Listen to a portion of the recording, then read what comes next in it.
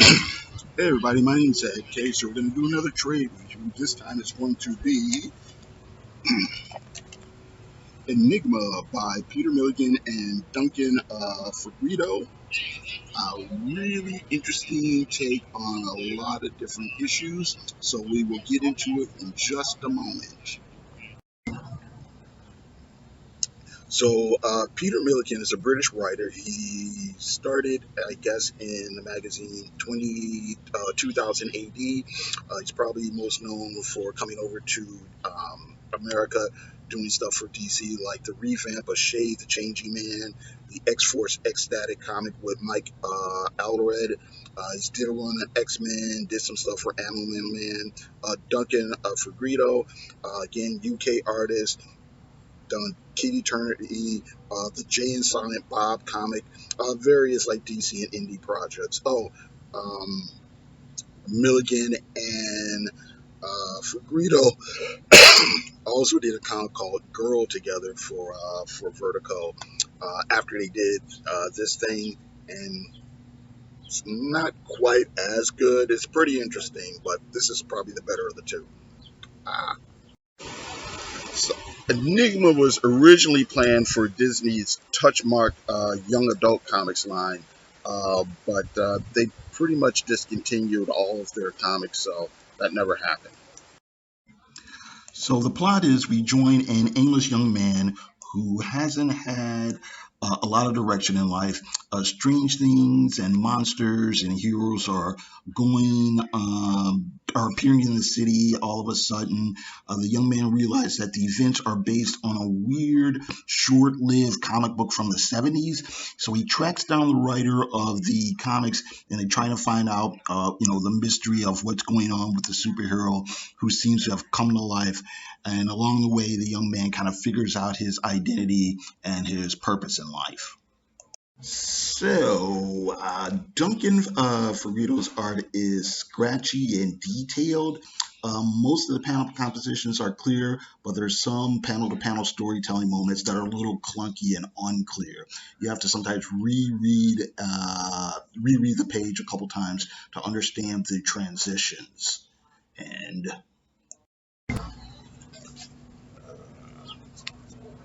got this.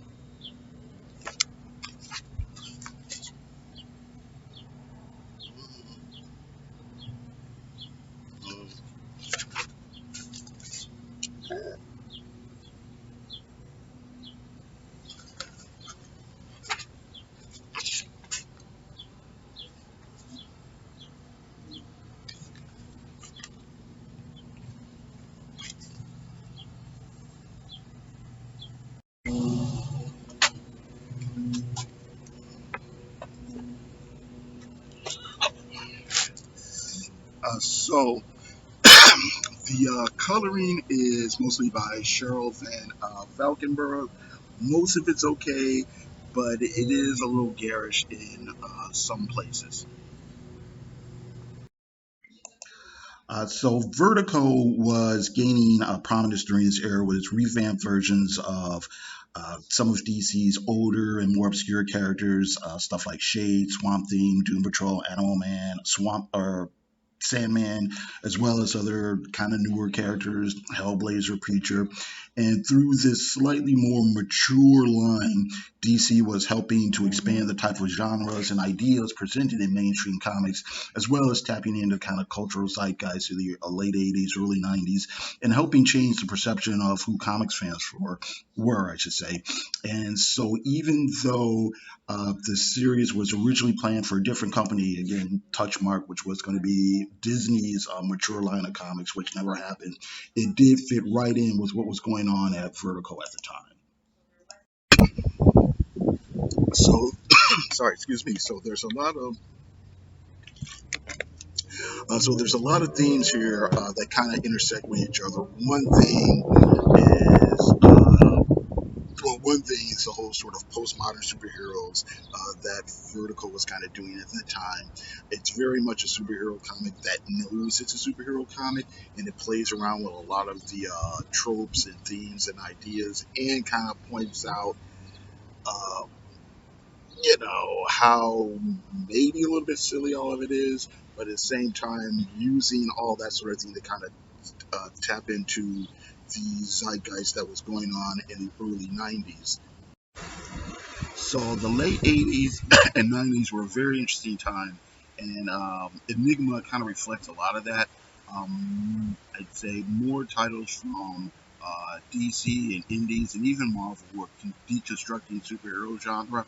So you have things like Watchmen, Brat Pat, Martial Law, and others.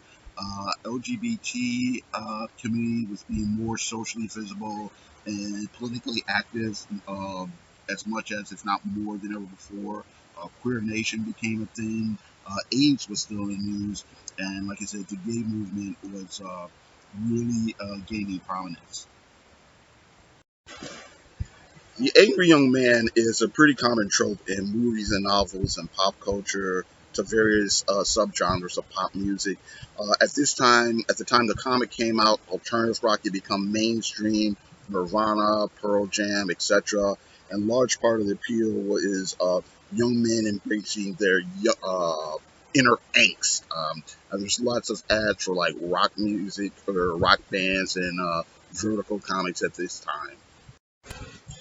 It's also a very self-aware comic book. These days we might call it meta, but some years back we would have said postmodern. The comic is about a superhero named Enigma who appears years after a comic book of the same name has been canceled.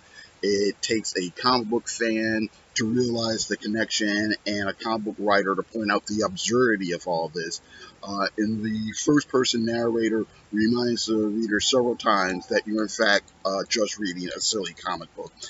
In story, Enigma even acknowledges how pretentious and silly some of these attempts at being mature comics were.